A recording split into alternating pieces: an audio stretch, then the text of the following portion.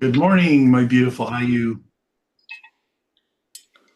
Marc Mangus, the digital shaman. I'm here to talk about retreating today, the power of retreating in sacred space. And my guest today is Chris Grimm, who runs retreats and is a fellow shaman and friend. Went through the Four Winds program like I did.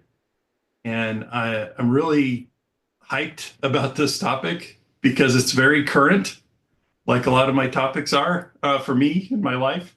And I'm sure that'll give us a lot of fodder for discussion. But without further ado, Chris, welcome to the live stream. It's so great to have you. Hey, boss. I'm so excited to be here with you. We've been having a lot of adventures, haven't we, in the last year or so? Oh my gosh. Mhm. Yes, yes, yes.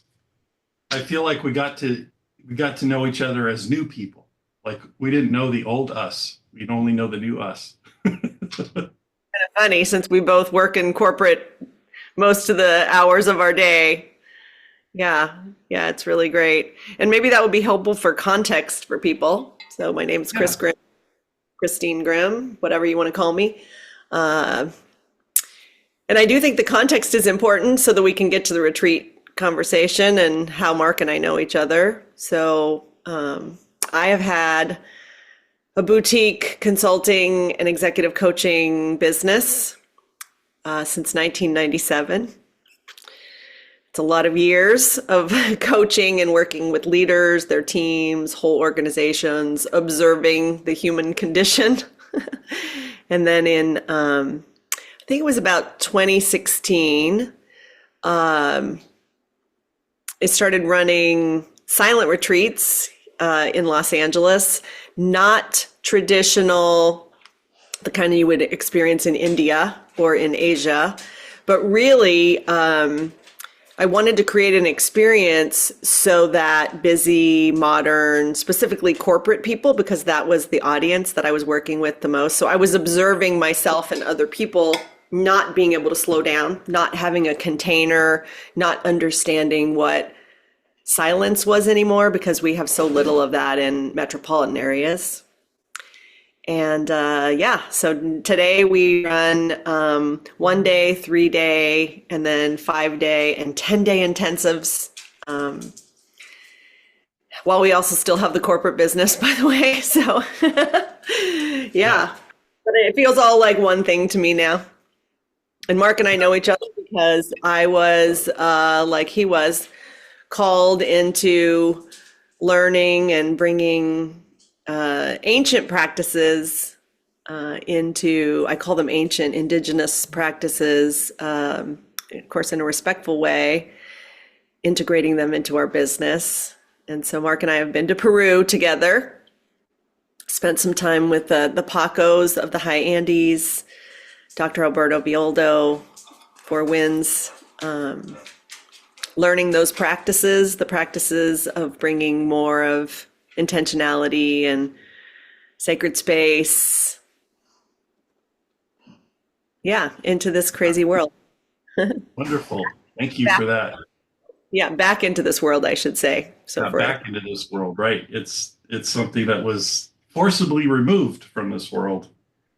And so one thing that Chris and I have in common is we both have kind of a corporate day job right now, and we're also both trying to navigate our way to doing this energy work that we're called to do more of a on a full-time basis.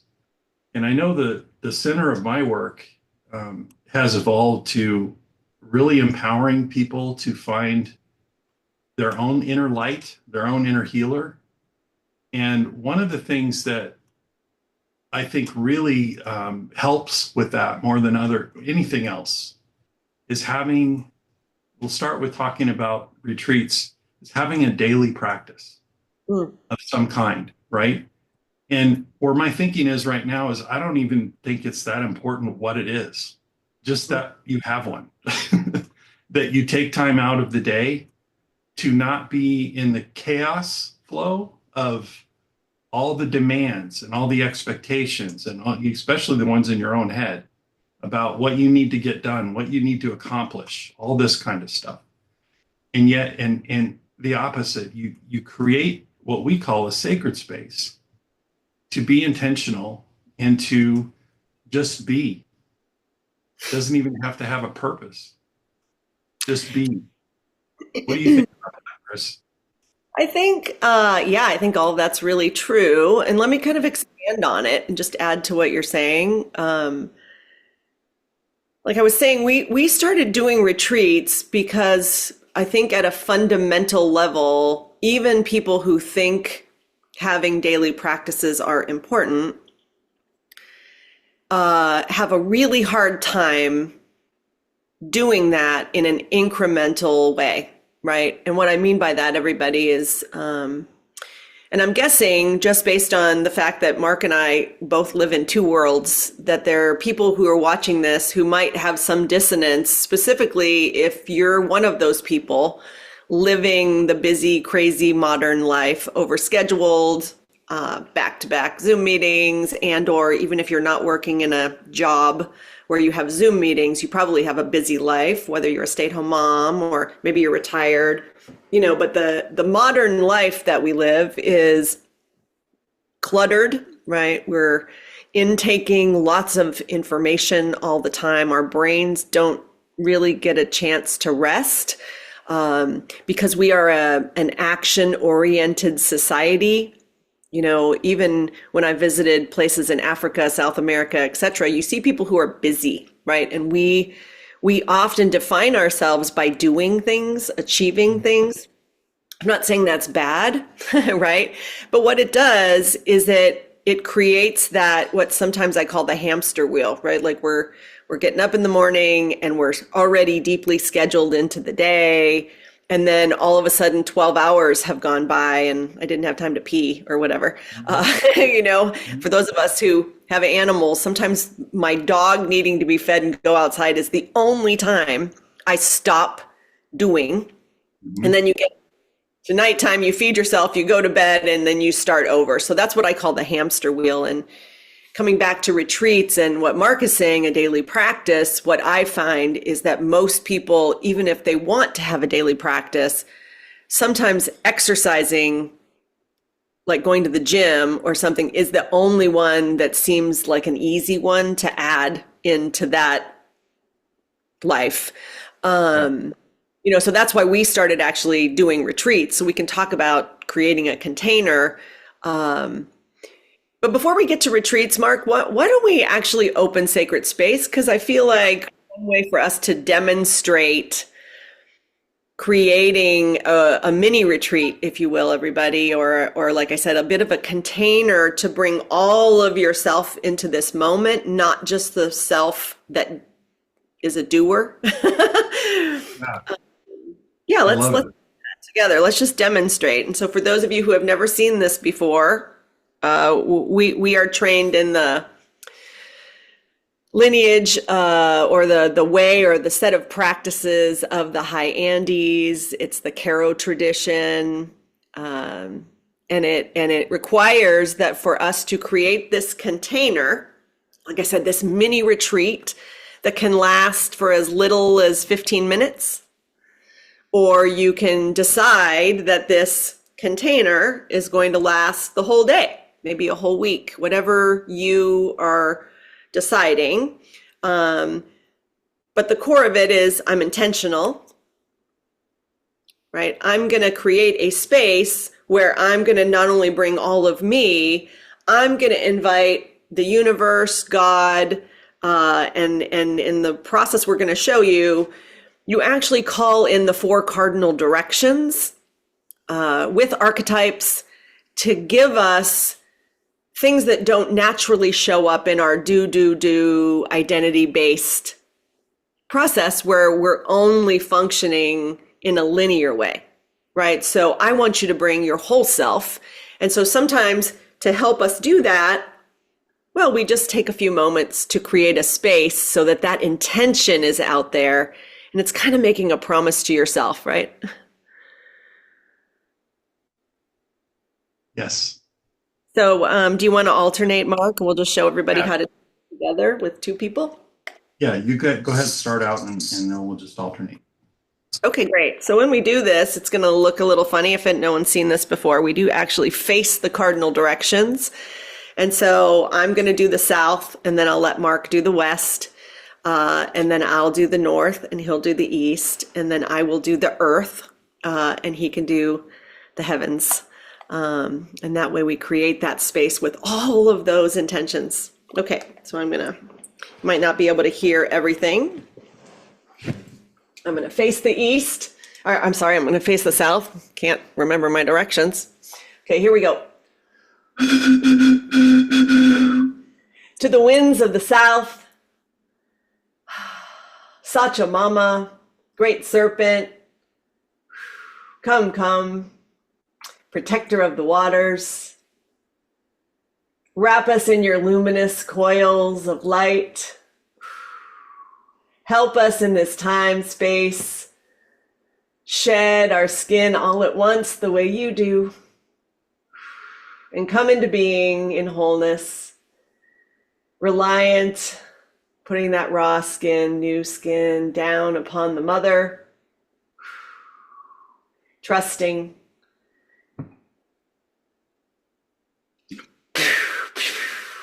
Thank you, Sachamama. Thank you, Sachamama. Aho. Oh,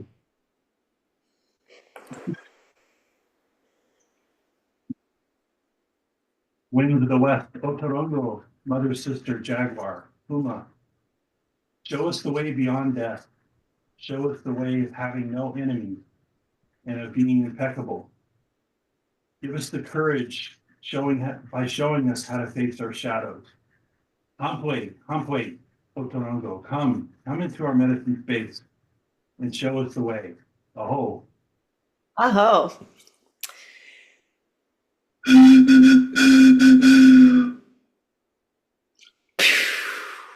To the winds of the north, hummingbirds, sweet hummingbirds.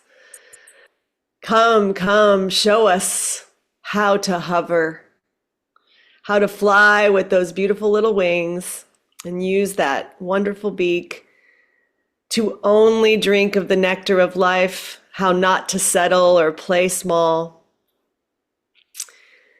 Hummingbirds, help me bring the ancestors, come to sit by our fire, grandmothers and grandfathers, those who have lived before us, bring the wisdom that only you can give, the foresight, the insight. Help us on our hero's journey. Aho. Oh.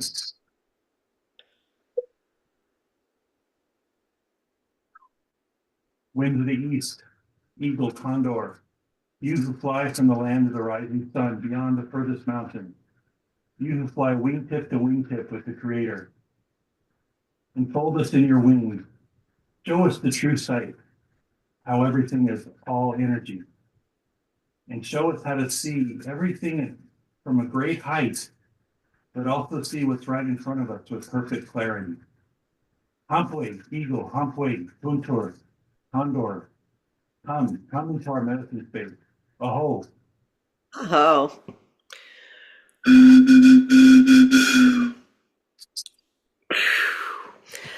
Oh, Pachamama, Gaia, Mother Nature, Mother Earth. Thank you, thank you, thank you for holding us. Thank you for providing for us, even when we take you for granted, even when we forget that you've given us the bounty of their fertile soil, fresh air, pure water, and transformative fire. Thank you for your trees and your grass and the creepy crawlies. The birds with the feathers, the animals with scales and fur. Thank you, Mother. Thank you for holding us. And thank you for the lessons that you teach us in the moments where you have to shake things up, literally and figuratively. Thank you for absorbing all the energy and the carbon dioxide that we don't need to use. Thank you, thank you, thank you. Aho. Aho.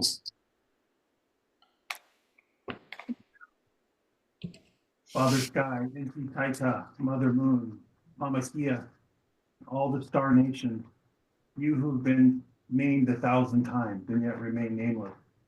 Amples, come, bring your divine wisdom, your love, and your light. Show us how we are connected to all things, and that it is impossible for us to not be connected. Whenever we feel that way, it's only our own illusion. Show us the connection, show us the wisdom, show us the love. Amples, inti taita, Ampue, Mamakia. Aho. Oh. Mhm.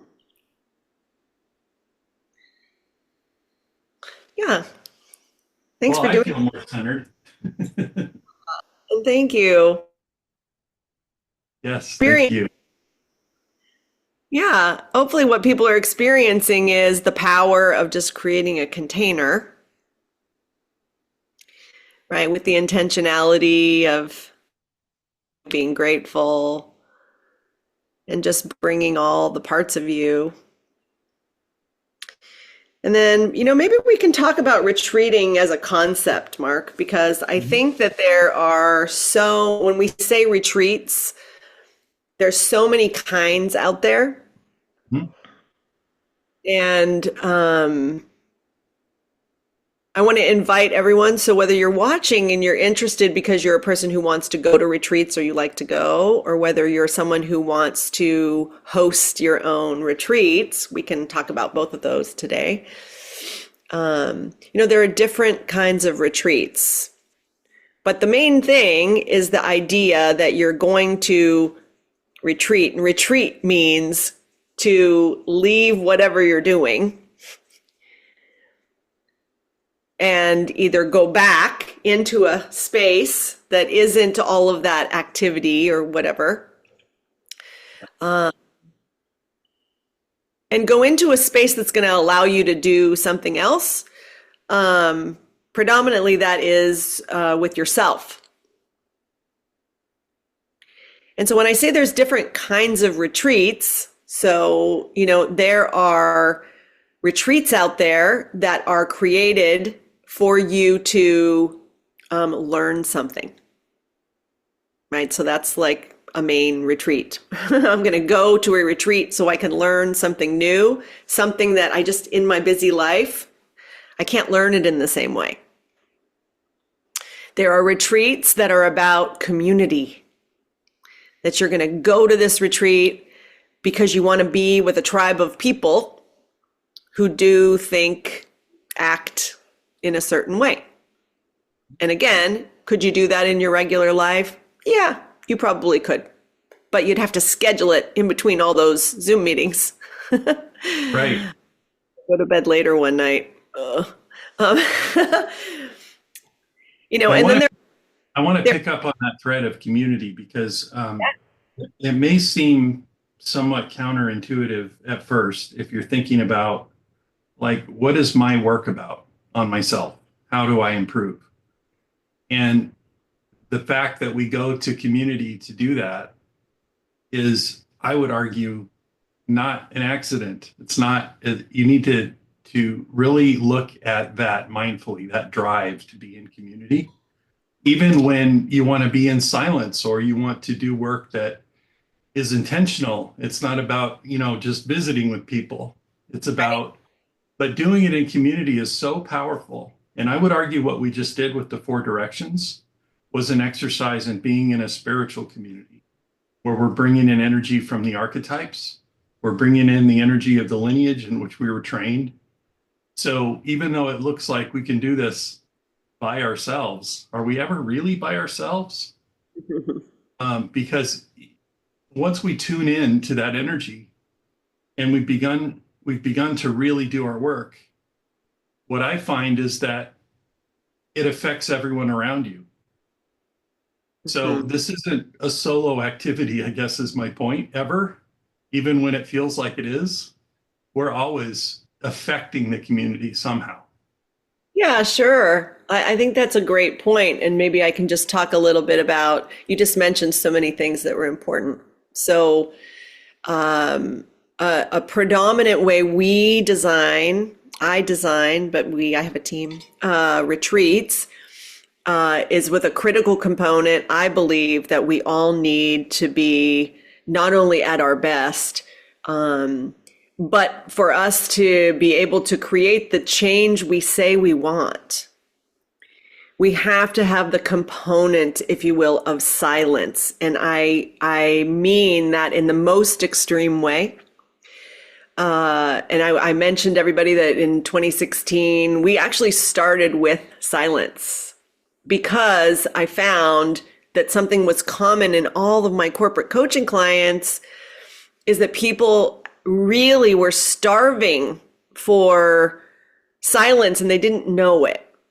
And I'm not talking, everybody, about an hour where your TV's not on or where your phone is next to you, but it is on and notifications are coming. I'm talking about making a commitment to full silence. This is going to sound scary to some people. I promise you become addicted to it whenever you start doing it, which is we create as a part of our retreats, and I'm going to come back to the community thing in a second, but I want to kind of go here and then come back to it. In our practice of silence, there is zero contact for a stated period of time. No eye contact, no verbal interactions, no intake of ideas from other people. So we don't read, we don't listen to music. So when we go into silence, and don't worry, everybody, I don't make you do days at a time. If you've never done it before, we start with small increments of time because we are not used to it. And we don't even realize how addicted we are to the activity and the stimulus that now is normal in our life. I mean, proof of that is that I think the last study was that most humans have like less than a 2 minute, but it's really seconds, attention span. Someone said the same as a goldfish, but we're better than that. So we wanted to create this container so that you could truly be with your authentic self, be aware of your own thoughts, not the thoughts that are thought forms that are being created in either response to someone or something else, right? Or being triggered by stimulus. So if we all think about how our lives work now, and no one's immune to this. I've been in places in tribal Africa where people have phones and they're looking at Instagram and Facebook, and they're also kind of addicted to that notification reaction, needing attention that way. And so for us, the design of our retreats have a mix of the community that Marc is saying, right? And sometimes the community's job is not to add more stimulus or validate our ego with interactions. In our intensive retreats in particular, the community exists to hold space for each other, to go into silence. And then when we come out of silence, now that shared experience creates a new way of not only interaction, it creates a way for us to support each other's growth without needing to judge it or to validate it. And I know, Marc, you and I have experienced this together because we went through the Four Winds program. And then, of course, on our trip to Peru, we were with a tribe of people who were doing this, right? That we would come into community, we would talk to each other, we would learn, we would have experiences together. We would have long bus rides together. Yeah. But we would also give each other space, Right. retreat, and integrate. Yeah, absolutely. And the one of the things that really struck me in Peru on this topic is how fully present the Pacos were just in life, and not even in ceremony, just and how easy and fluid it was for them to to go in and out of kind of this ceremonial mindset of having a sacred container and having intention to do work. And it was such a model for me to see that happen. And something that I took back, one of the main things that I took back to my life was just that feeling, because it's, you can talk about a process, you can train people on how to do something, but then to have someone who's been doing it their entire adult life show you this is what it looks like, man, that was powerful. Yeah. Oh God, I totally agree. And I can't get enough of those Pacos. They're amazing. Really, anytime I have a chance to be in their presence, I want to do that just because like you said, they're just like super role models. And that actually is a great coming back into a retreat environment. I do find that it's really difficult for most people to have the discipline to, like I said, exercise is culturally accepted, and Mhm. so, and I still know a lot of people who can't get that right. Hello, right? Right. But if you all think about it, it is culturally acceptable and encouraged for people to exercise, and so carving time out into your schedule to do that is normal. Mhm. Normal. Right. So for you to say, I can't do any meetings until 8 a.m., 3 days a week because I go to gym in the morning would be acceptable in many situations. But most people aren't used to you saying, I'm going to block out an hour a day. Nobody can contact me. I just need mental space. So no Mhm. one, right? Don't schedule that hour. Whatever. Like that is odd, right? People would Yeah. experience that as like, wait, time out. You have to be in this meeting or whatever. And so we design retreats to take people completely out of their life, away from the demands, away from what could feel awkward, trying to shove new practices, whatever it is you want to learn or do, into your life where the forces of your life, that system, if you will, it's not going to easily allow those new ways to integrate.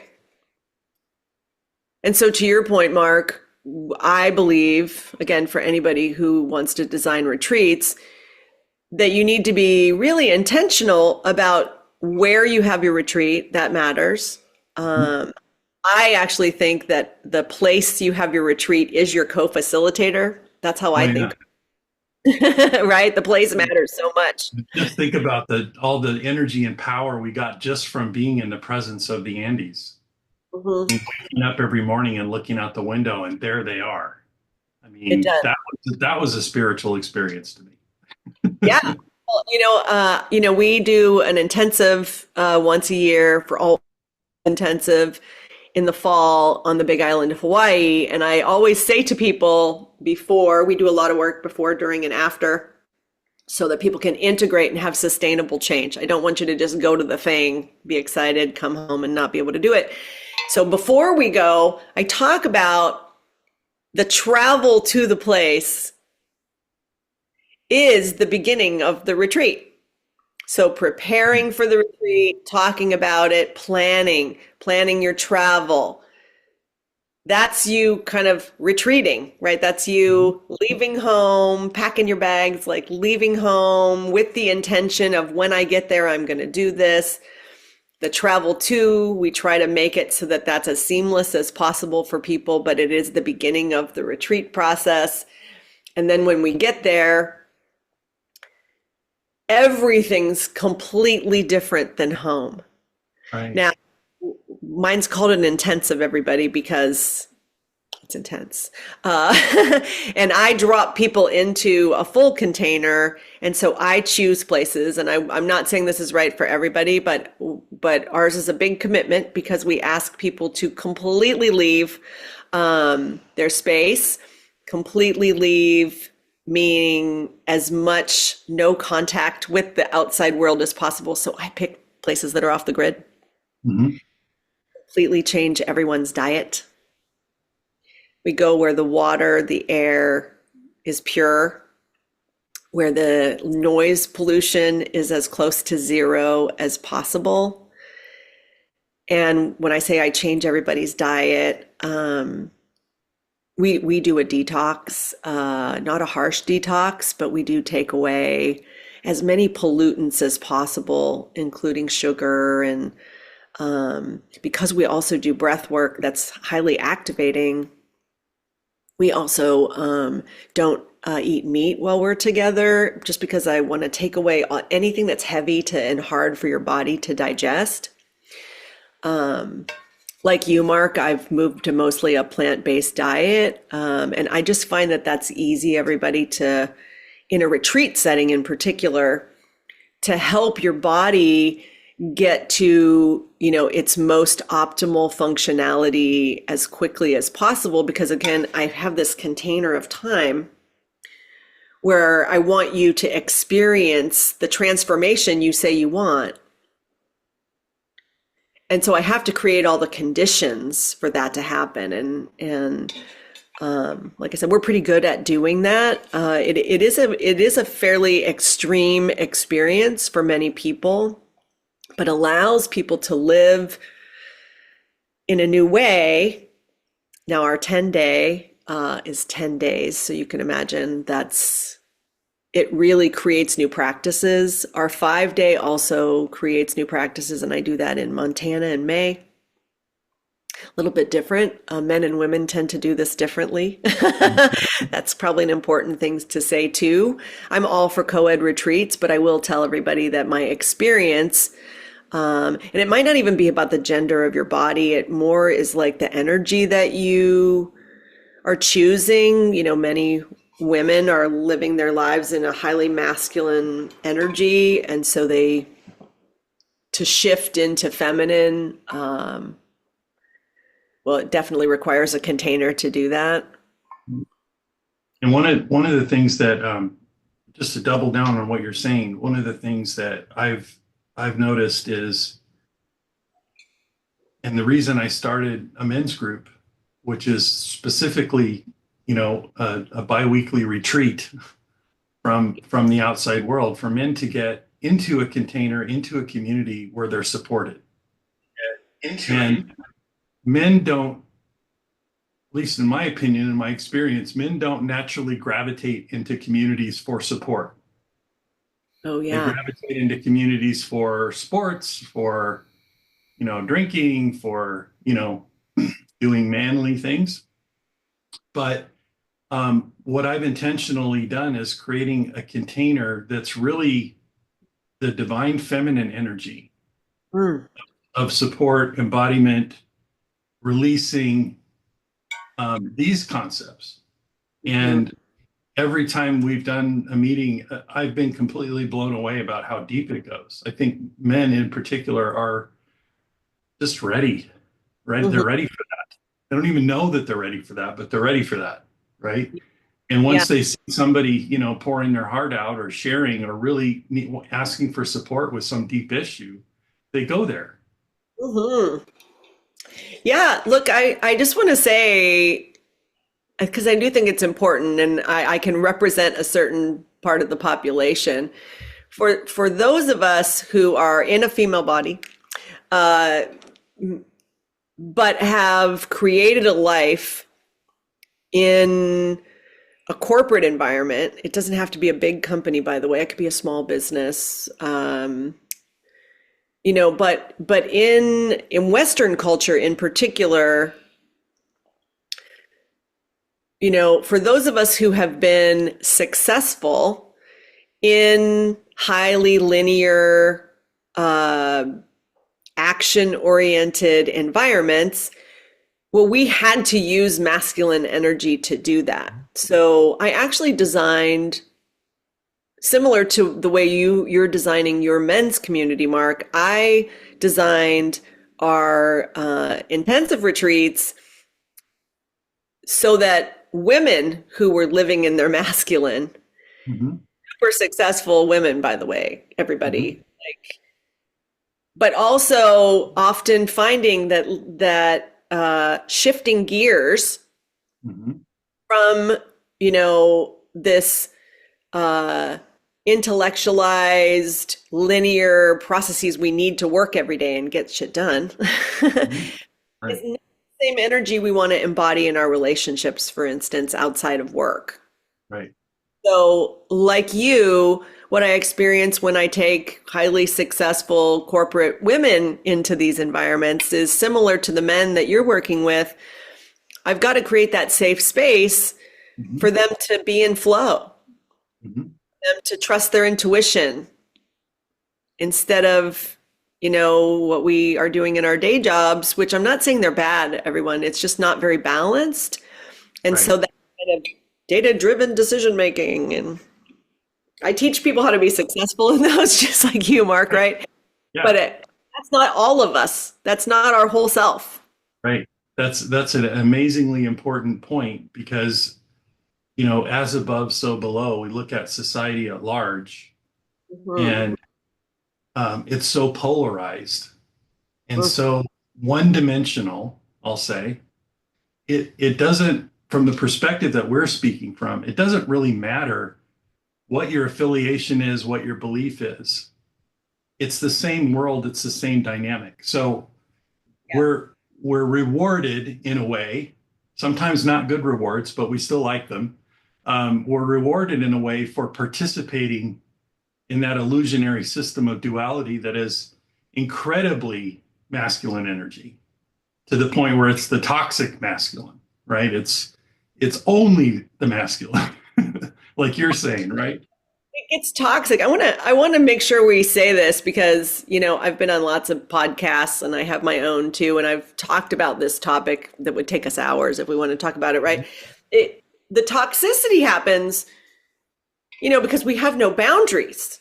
Right. We are, like you said, and you guys, I want to make sure everybody understands what Mark and I are talking about. Like it's built into Joseph Campbell's hero's journey, by the way. Like we didn't make this up. And it's predictable. Sadly, like it's predictable. The programming of society, if you will, which really just means like to be successful, you almost have to have no boundaries. Right. Like think about this, workaholic as a term, work-life balance as a term doesn't exist for no reason. It exists because these are the conditions that we are all signed up for, right? To be successful. That's in the hero's journey. If you're not familiar with it, there's a plot on the hero's journey, which is a circle that says the boon of success, external measures of success, right? And that's what we're talking about. We are rewarded to be linear. We are rewarded to do checklists and make decisions in a linear way that feel logical, right? Which oftentimes doesn't leave room. Well, it makes it hard for creative people in many organizations. They're not seen as serious business people. They are not data-driven decision makers. It creates a whole Mhm. bunch of dynamics. I don't want to lose our topic, but I just want to say to everyone, it's part of the reason, or maybe the main reason that we're saying retreating is critical. Yeah. And I, Because I also want to make clear that I'm not implying in any way that masculine energy is toxic. Feminine energy is not toxic either. They're both demonized in our society in this really unbalanced way that we've been talking about. So the whole idea of retreating, whether you're going somewhere to be out of your current situation or you're doing it as a daily ritual, the whole idea is to come into more harmony, coherence, balance with all energy. And so my work is about doing this with men because I'm a man and I can relate, yeah, having been 30 years in the corporate world, and I feel it in my bones when I'm pulled entirely into that masculine, toxic masculine, overachieving, no boundaries kind of energy. And so I know what that feels like. And now I'm starting to know what balance feels like. I can't even imagine what it would feel like to live that way 24/7. But I look for ways to feel it intentionally. And I think that's what we're trying to bring in for the audience here is this is our, not only is this possible, this is our divine right as human beings to live this way, to bring this energy into balance. And I would argue if you're watching this, you're one of the people that I refer to as an awakening leader. And why a leader? Because you're not following the status quo. You're leading based on what you think is the right thing for you. So harmony, balance, and coherence, in the Andes, they call it Ayni, A-Y-N-I. And it's a lifestyle. And it crosses over with the concept of Ubuntu in Africa, which I absolutely love. And the saying or the mantra for Ubuntu is, I am because we are. Yes. Just think about that, how powerful that is. And it's the opposite in many ways of this toxic, no boundaries kind of mindset that we easily get sucked into. Why? Because of our own patterning and conditioning, but because that's the norm. That's what the entire society is set up around, is that. And it's not set up around this that we're talking about. Yeah, well, it's interesting, and I know we don't have a ton of time, but I think, that we're attracting smart people. And so I want to speak to this, Mark, because I've been around a long time. Like I said, I've had a corporate business for a long time, almost 30 years. And these principles of Aini in Hawaii, they call it Aina, A-I-N-A, in many indigenous cultures and cultures that are still very attached to their heritage, as opposed to cultures where they have kind of left their heritage, whatever that is. I just want to say, for those of us who in organizational science, so I'm going to be geeky for a second, everybody. Corporate culture is just a contrived version of tribal culture. This is known. That's why Ed Schein and the grandfathers of corporate culture, if you will, were anthropologists. They were people who studied, like Alberto Villoldo, our teacher, etc. And so to me, Mark, we're just coming full circle. Mm-hmm. Like we've gotten out of control.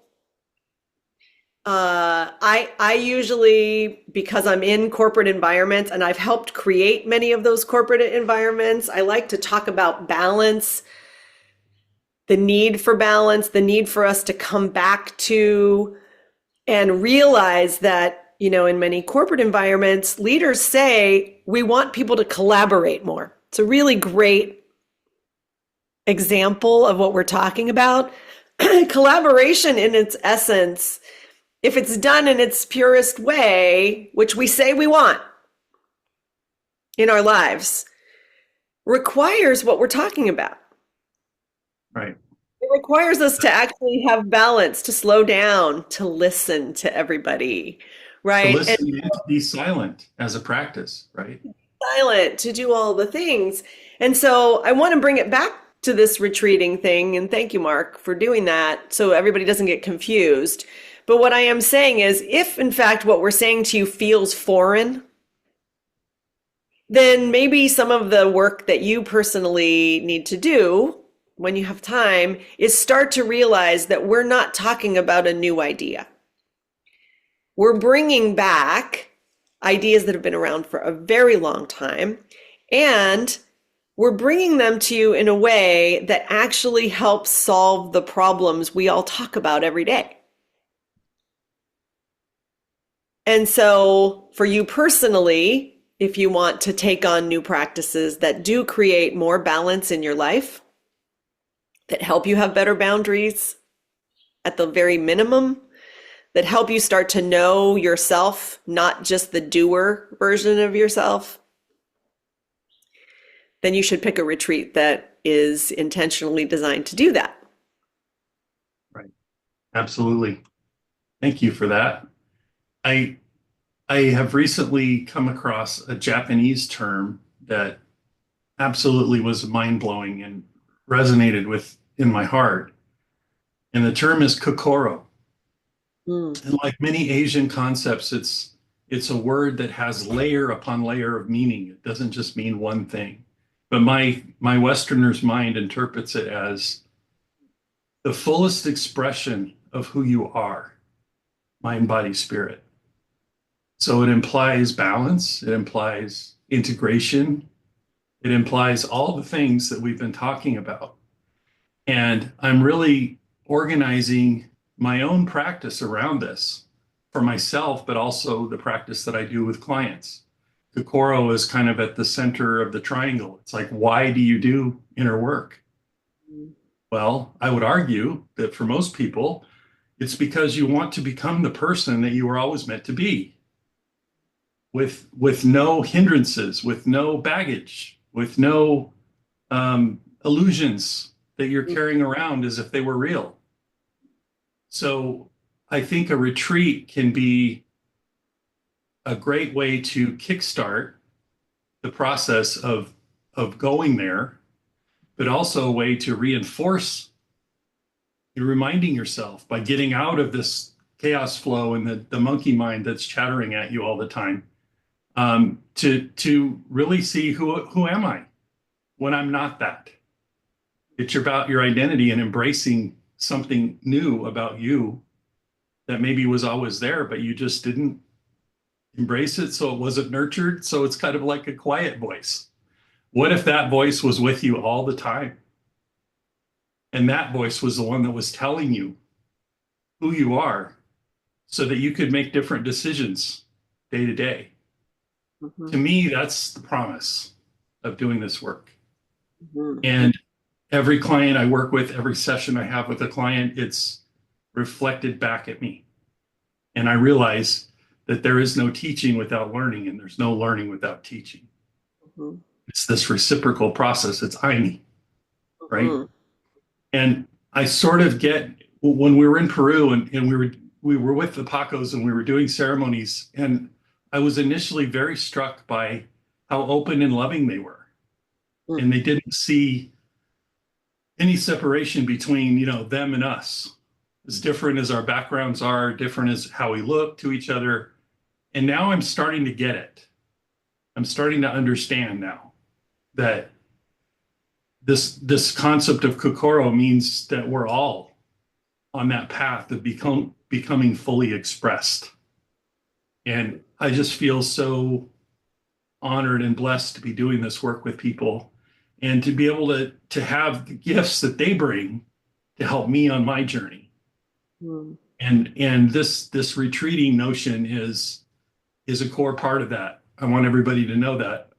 I didn't go off on a tangent. This is exactly kind of the core work for me in a retreat, whether you're doing a daily practice or you're going away. This is the work, right? It's like, otherwise, why are you doing it? Just to catch your breath, maybe? That's fine. No judgment here. But I think for a lot of people, it's about doing this work. I think that's true. And a little tickle right now. Maybe that means we don't need to say anything more. Um, I guess I would just say that um, things aren't getting easier in our world. And we're in a season, we're recording this in October of 2024. We're getting ready for a presidential election. There's chaos in the world, there's war, the Middle East is a mess. It's always been lots of conflict there. Right now it feels different. Our weather's acting crazy. There's argument that our economy is not just in the West, but the global economy is in question. We have lots of kids who are anxious and depressed and addicted to their phones. And I just say that to everybody because I think, Mark, what you just described is not only important, I don't think it's going to be an option anymore. Mm. Like I don't think the world around us is going to get it's not going to give us permission to slow down. It's not going to, the waters of our work and our daily schedules aren't going to part, if you will, and just say, hey, I think you should have a day off and chill and get to know your intuition more. That's not happening, right? So I do think we're all going to find that it is essential to start to take on some of these practices, and maybe we just leave it there, but the invitation is there. And like Mark, I think, is doing a beautiful job of these live events. Mark, I want to just give you kudos. I think that the toolkit that you're bringing to everyone, the new thinking is like I said, it's not optional. I do think that whatever resonates everybody, you're going to find your teacher. You're going to become the teacher, like Mark is saying. We're all going to help each other. But our culture and our society and our workflow is not going to do it for us. Mm. So Yeah, it's time for us to do it first. absolutely. It's up to each of us, and that's why that term "awakening leaders" came to me, because it's densely packed term, right? It implies we're on a path, we're awakening, we're not awakened, and the concept of leadership, right? It's like if you step out of this chaos flow, you're a leader, not following, So not true. following that energy, right? Mhm. So think about that and take it into your heart and see how it feels. And if you would like to work with me or work with Christine, I've included that information in the event link, and I encourage you to reach out.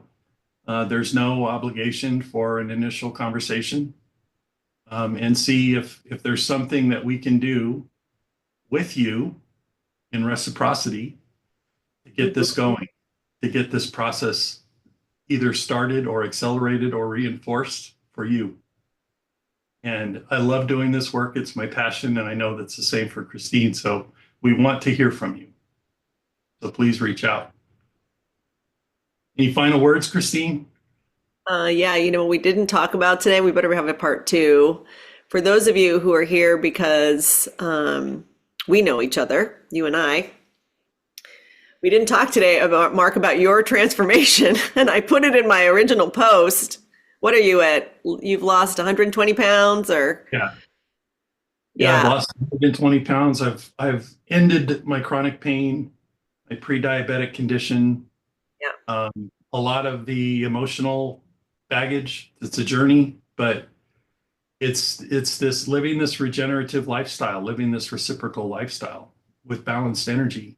And it's a process. I've achieved some things, but I believe that this is, again, I said it earlier, this is your divine right to be balanced. But nobody's going to do it for you. So Yeah. the question is finding a guide, a partner, a group, a community that's going to help you. And I'm here to help you. So is Christine. Yeah. I know you're too humble to say it for yourself. So everybody, like, Mark is a badass. So um, he's walking the talk, right? You do everything that you teach people, and I just want to give you kudos to that for Thank that. you, my sister Shaman.